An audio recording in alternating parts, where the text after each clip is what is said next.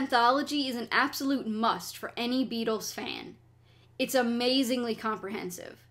Starting with their childhood in Liverpool and going all the way until their breakup, it contains interviews with Paul, George, and Ringo, along with producer George Martin, personal assistant and eventual manager of Apple, Neil Aspinall, and press manager Derek Taylor.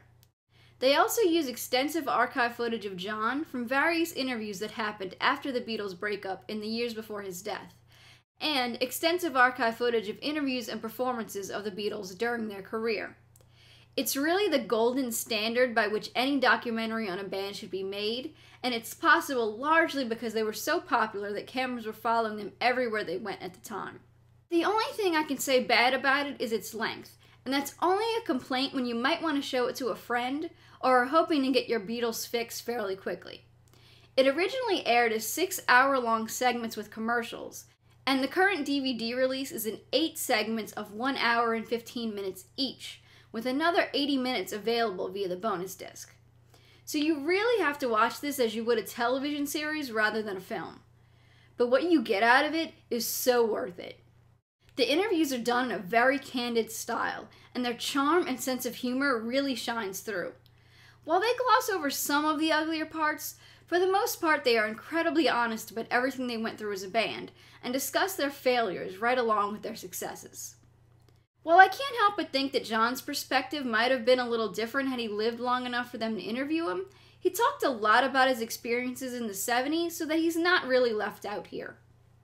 A lot of the extra footage added into the DVD version are performances done by the band, either from concerts or television appearances in their early years, or the promotional videos they made once they stopped touring.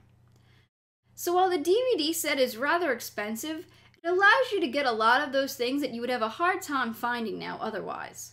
The only thing I could say is that it would be nice to have a way to access those performances directly at any time if you wanted to. Like say I wanted to watch the ultra adorable video for Hello Goodbye, I could select it from a special features menu rather than scanning through the documentary to find it.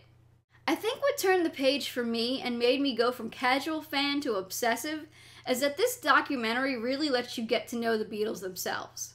John's wit. For our last number, I'd like to ask your help. Would the people in the cheaper seats clap your hands?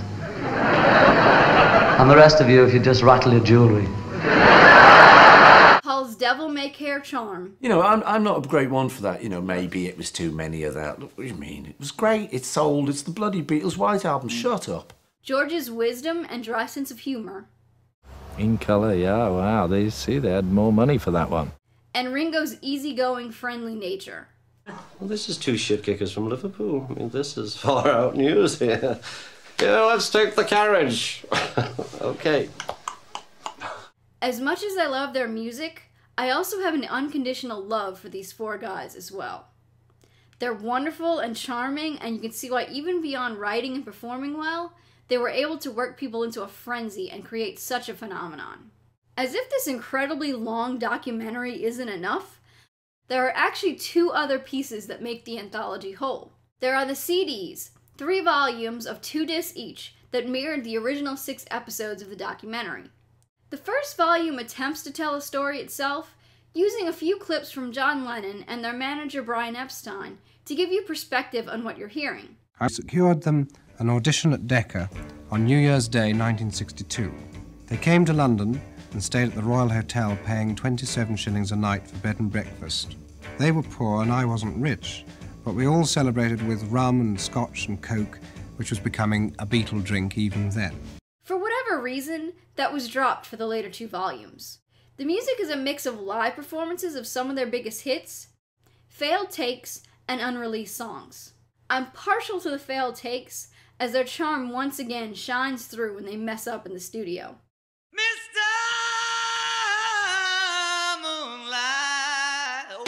Stop. Nearly. Yes, not bad that one. 'Cause I know where you've been. I saw you walking your dogs. I nearly died. 'Cause you walk hand in hand with another man. Your face. You can also hear really fun things, like A Day in the Life without the orchestra added in. I'd love to turn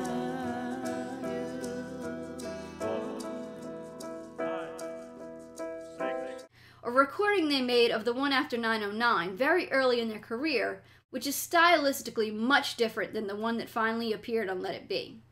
Well,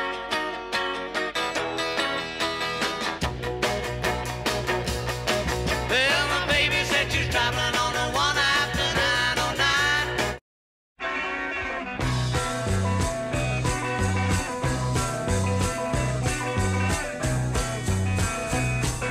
My baby said she's traveling on the one after 909. This is also where you can get Free as a Bird and Real Love. The other anthology is a book, and while it's certainly made in coffee table book size and contains lots of gorgeous pictures, there's a ton of information to be read in here too. I think its size has more to do with the fact that if they had made this a normal size book, they would have had to make multiple volumes.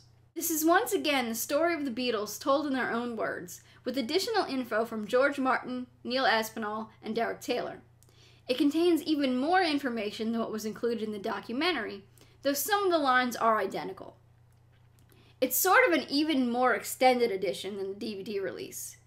If you can't afford the DVDs but still want to learn about the Beatles' history, this would be a great affordable choice. And it's pretty enough to be displayed, too.